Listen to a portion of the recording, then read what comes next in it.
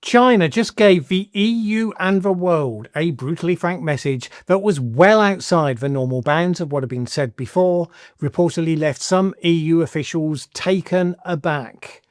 Foreign Minister Wang Yi told Kaja Kallas that China does not want to see Russia lose to Ukraine in its war there, that it could not tolerate that as an outcome. And this was principally because were that to happen, China expects that Trump's United States would then shift its entire focus to Beijing.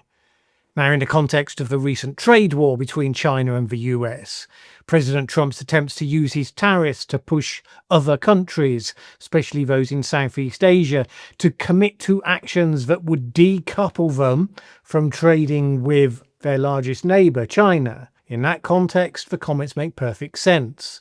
They say out loud for the first time what numerous officials had assumed to be the Beijing position ever since the war started. But they actually contradict the official position, which is that China is not a party to the Ukraine war, and Beijing believes there should be negotiations with a view to ceasefire and peace at the earliest opportunity. A prolonged Ukraine crisis serves no one's interests, is the line. Now it seems as though actually it does serve China's interests. And that fits China's actions. Sure, it does not want to be seen as a party to the war, certainly doesn't want to give the US an excuse to impose sanctions against it, as it has against Russia, but to the extent that it can do so with plausible deniability, it has been propping Russia up as it fights.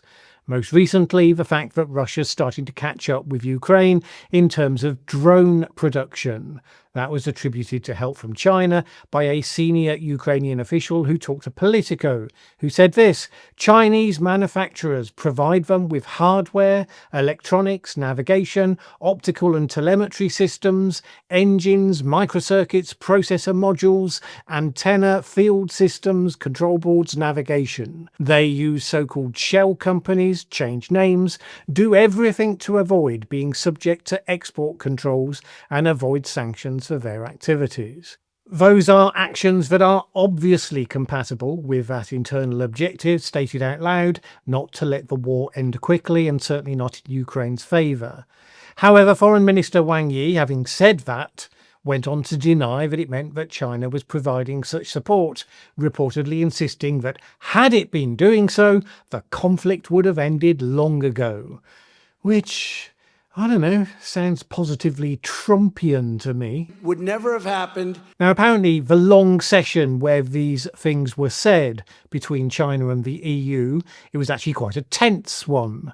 China had been wooing Europe in the light of Trump's various attacks on its allies, for instance, projecting itself as the more reliable and predictable trade partner. But Beijing was not pleased with how recent discussions with Europe had been going. Partly because the EU has been calling Beijing out for exactly those dual-use systems being provided to Russia, which are finding their way to the battlefield. Wang is reported by the South China Morning Post to have given Kallas a lesson in realpolitik during a grueling 4-hour session. Now, that meeting was happening just 3 weeks before a key summit is due to take place between the EU and China, so the harshness of the tone is taken as something of a bad sign for the likely success of that event. Indeed, Wang is supposed to have told Kallas that the planned 2-day summit could be cut short, which is a pretty unambiguous sign of deep displeasure by the Chinese. Among the reasons for this may include the fact that the EU is preparing to blacklist 2 small Chinese banks for flouting sanctions against Russia. Wang said that China would retaliate if that went ahead. Also, the EU continues to carry out investigations into Chinese trade practices with subsidies and dumping and other practices held to distort the market. And the EU was hit by Beijing's adding restrictions on the export of rare earth minerals and magnets needed by everyone's industries following Trump's impositions of the tariffs. Apparently, Kallas's concern about getting those rare earths was somewhat dismissively waved away by Wang. Still, Beijing might be somewhat heartened to note But the Trump administration's attempts to hit them via trade deals with Beijing's neighbours isn't going as well as they would have hoped. So, for example, also from the South China Morning Post, it was reported that Japan is growing increasingly rebellious in the face of the, quote, sheer capriciousness of Trump's trade threats against it. We are just days before the end of the 90-day pause in US tariffs, and attempts to secure an agreement before the expiry of that pause have apparently been hitting something of a brick wall. Japanese businessman Ken Kato told This Week in Asia, the Trump administration just seems to be determined to win at all costs, even when that means harming a country that has been nothing but supportive of US policies for nearly 80 years. And that was reinforced by Michael Kuchek, Professor of International Relations at Temple University, who said this: Japan has done what it could and tried to deal with Washington's requests, but the US has been hostile and shown sheer capriciousness by changing positions, adding demands, and causing further damage. Japanese officials continue the talks, but reportedly the government is aware that Trump's hardline tactics, plus the growing skepticism that the presence of US troops in Japan means anything, certainly any kind of security guarantee. This means that there needs to be a broader rethink on Japan's economic and security partnerships. So that's something for Xi Jinping to take comfort from.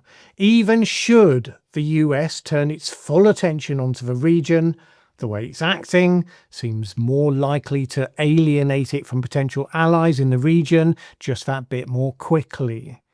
Of course, given how Trump has been pulling back on America's commitments to NATO, notwithstanding his likely short-lived warm fuzzy feelings after he left the NATO summit, it could well be that the US will shift its focus regardless of what goes on to happen with Ukraine. Assuming events in the Middle East don't resurface to detain it further, of course, which is entirely possible. And it's worth noting that the simple fact that China's wish for it to remain ensnared with Ukraine, now that that's been made public via the South China Morning Post, that will also have been noted, particularly by the China hawks in Trump's cabinet.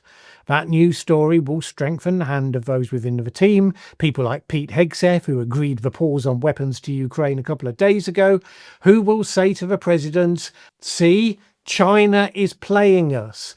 We have to switch our focus to this now and stop even pretending to care about Ukraine, bad as that pretense has actually been. When President Trump shook things up just days into his second term, showing support for Russia's view of the world order, signalling over Canada and Greenland that the US would be behaving accordingly, that changed everything. Up until then, slow and steady manoeuvring had been the order of the day everywhere except for within Ukraine. China, now seeing the need to stretch out the Ukraine war to keep America distracted, suggests mindsets are jumping to a much shorter tactical timescale. Trump's blunt game playing is seen as deeply hostile, but also in particular unpredictable, putting China in a position where it's much more likely to take bolder actions of its own, both to respond to Trump, perhaps also to preempt him.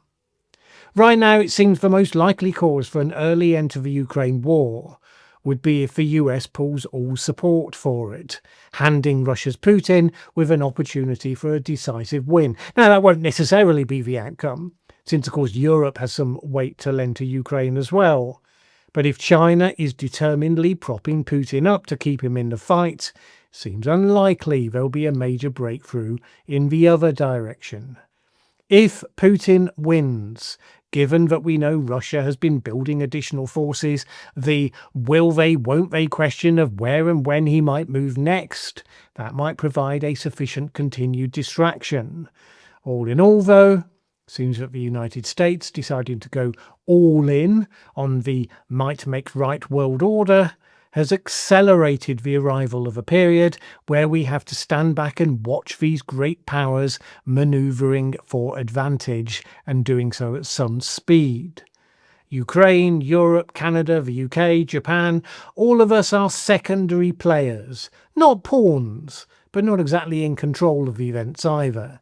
And like the myths of the gods of old, we're coming to the realization that none of these big players, not even the one we used to think was on our side, none of them care in the slightest about what happens to who gets caught in the crossfire.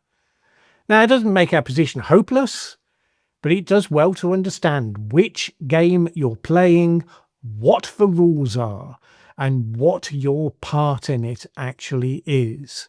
Because if you understand all that, the chances are you can still play the game well.